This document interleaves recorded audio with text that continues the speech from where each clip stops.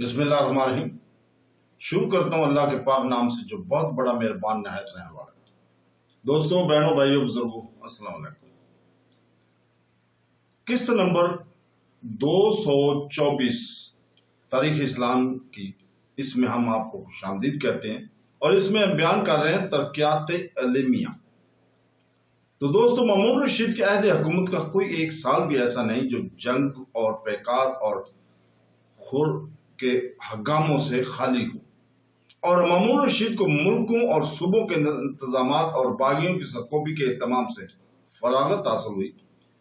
لہذا توقع نہیں کی جا سکتی کہ ایک ایسا مصروف افکار اور حالات سلطنت سے بما اوقات باخبر رہنے والا خلیفہ علوم فنون کی طرف بھی توجہ کر سکا ہوگا۔ لیکن حیرت ہوتی ہے کہ مامون الرشید عباسی کے عہد خلافت میں علوم فنون کی جس قدر بھی اور مامون نے اس طرف توجہ کر کے جو کارنامے نمایاں دنیا کے لیے انجام دیے، اس کی نظیر دوسری جگہ دستیاب نہیں ہو سکتی، اور یہی وجہ ہے کہ ان کی شہرت عظمت نے غیر معمولی رتبہ حاصل کیا۔ ہارون الرشید نے بغداد میں بیت الحکمت کے نام سے ایک دارالترجمہ اور دارالتصنیف قائم کیا تھا، جس میں مختلف ملکوں کے رہنے والے مختلف مذاہب کے پیروکار اور مختلف زبانیں جاننے والے علماء مصروف کار رہتے تھے۔ مامون کو ارسطو کی کتابوں کی ترجمہ کرانے کا شوق ہوا، تو اس نے قیصر روم کو لکھا کہ ارسطو کی تمام تصانیف جہاں تک دستیاب ہو سکے فراہم کر کے ہمارے پاس بھیج دو۔ قیصر کو اس حکم کی تعمیل میں کچھ تعامل ہوا، اور اس نے اپنے عیسائی علماء سے مشورہ لیا، تو انہوں نے کہا کہ فلسفہ کی کتابیں ہمارے ملک میں متفل اور محفوظ ہیں، اور ان کو پڑھنے پڑھانے کی کسی کو اجازت نہیں، کیونکہ اس سے مذہبی احترام لوگوں کے دلوں میں باقی نہیں رہ سکتا۔ ان کتابوں کو آپ ضرور خلیفہ اسلام کے پاس بھجوا دیں تاکہ وہاں فلسفہ کے اشاعت ہو اور مسلمانوں کا مذہبی جوش شرط پڑ جائے۔ قیصر نے 5 اونٹ ان کتابوں سے لاد کر مامون الرشید کے پاس بھجوا دیے۔ مامون الرشید نے یعقوب بن اسحاق کندی کو ان کے ترجمہ پر مامور کیا۔ پھر مامون نے خود اپنی طرف سے عیسائی علماء کو جو اس کے یہاں نوکر تھے بلاد روم اور یونان کی طرف روانہ کیا کہ وہاں سے علوم فنون کی کتابیں تلاش کر کے لائیں۔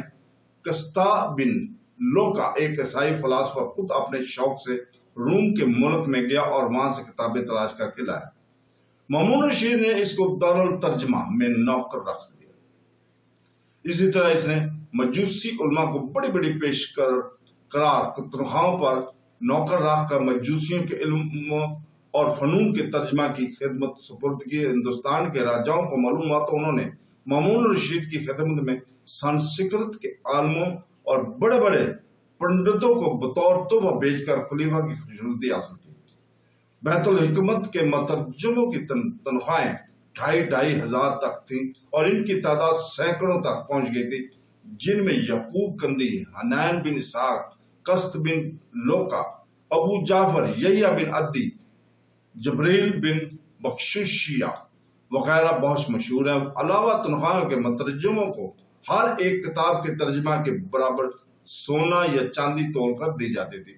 فلسطین، مصر، اسکندریہ، سہیل، روم، ایران، ہندوستان وغیرہ ملکوں سے علوم فنون کی کتابیں منگوا کر عربی میں ترجمہ کرائی جاتی تھی، اور بہت سے مترجمے ترجموں کی اصلاح اور نظر ثانی پر مامور تھے۔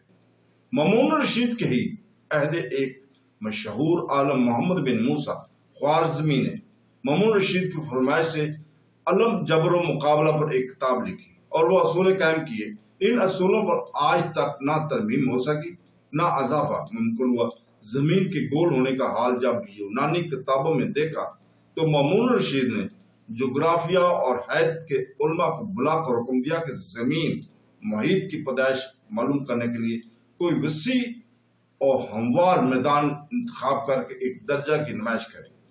چنانچہ سنجار کا سطح میدان انتخاب کیا گیا۔ ایک مقام پر قطب شمالی کی بلندی کے ساتھ زاویہ قائم کر کے ٹھیک شمال کی طرف جریب ڈالتے اور ناپتے ہوئے بڑھے۔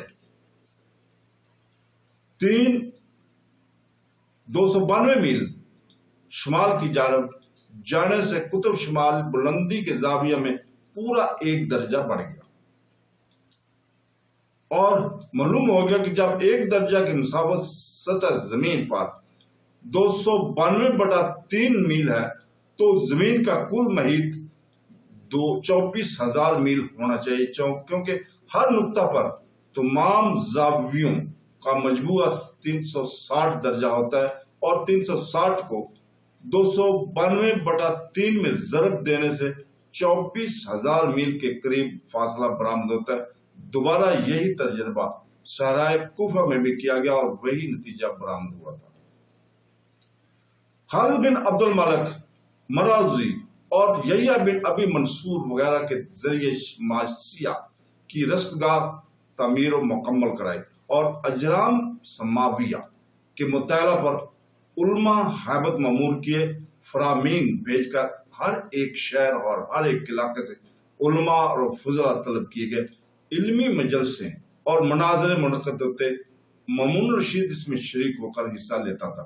ادیب، شاعر، منتظم، طبیب، غرض ہر علم اور فن کے باکمال اور بغداد میں ایسے بلند پایا موجود تھے جن میں کسی کا جواب دینیا میں ملنا مشکل تھا۔ اسمعی جو لغات، عرب اور نحو ادب کا امام تھا، پیرانہ سالی کی وجہ سے کوفہ چھوڑ کر بغداد نہ آ سکا، اس کو وہیں وظیفہ ملتا تھا اور اہم مسائل حل کرنے کے لیے وہیں بھیجے جاتے تھے۔ فرا نعومی نے بغداد میں علم نحو کی تدوین کی اور کتابیں لکھوائیں، اس کے لیے ایوان شاہی کا ایک کمرہ خالی کر دیا گیا تھا جس میں علماء طالب علم حیثیت سے استفادہ کرنے آتے تھے۔ فن خوش نویسی پر مامون کے زمانے میں کتابیں لکھی گئی تھی، اور اس فن کے اصول و قواعد مدون اور مرتب ہوئے۔ غرض مامون رشید کی توجہ اور سرپرستی علوم کا نتیجہ تھا کہ مسلمانوں کے سامنے یونانیوں، ایرانیوں، مصریوں اور ہندیوں کے علوم فنون یا سب یکجا بے نقاب ہو گئے تھے۔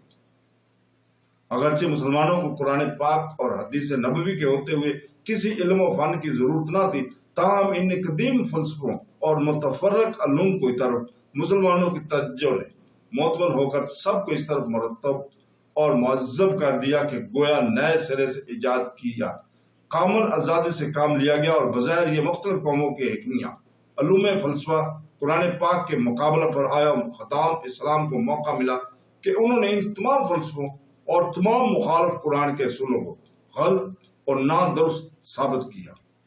اسی طرح مذاہب علوم کی مرکہ آرائیاں کا سلسلہ جاری ہوا کہ اسلام کو جو علمی فتوحات حاصل ہوئی وہ ان ملکی فتوحات سے کہیں بڑھ کر جو عہد بنو امیہ میں حاصل ہوئی، اور یہی علمی فتوحات ہیں جنہوں نے خلافت عباسیہ کے مرتبے کو خلافت بنو امیہ کا ہمسر بنا دیا، ورنہ فتوحات ملکی کے اعتبار سے خلافت عباسیہ ہرگز خلیفہ بنو امیہ کی حریف اور ہمسر نہیں ہو سکتی، بلکہ کہا جا سکتا ہے کہ فتوحات ملکی کے اعتبار سے بنو عباس کے خلاف سخت ناکام ثابت ہوئی، کیونکہ وہ بنو امیہ کی فتح کیے ہوئے ملکوں کو سنبھال بھی نہ سکے۔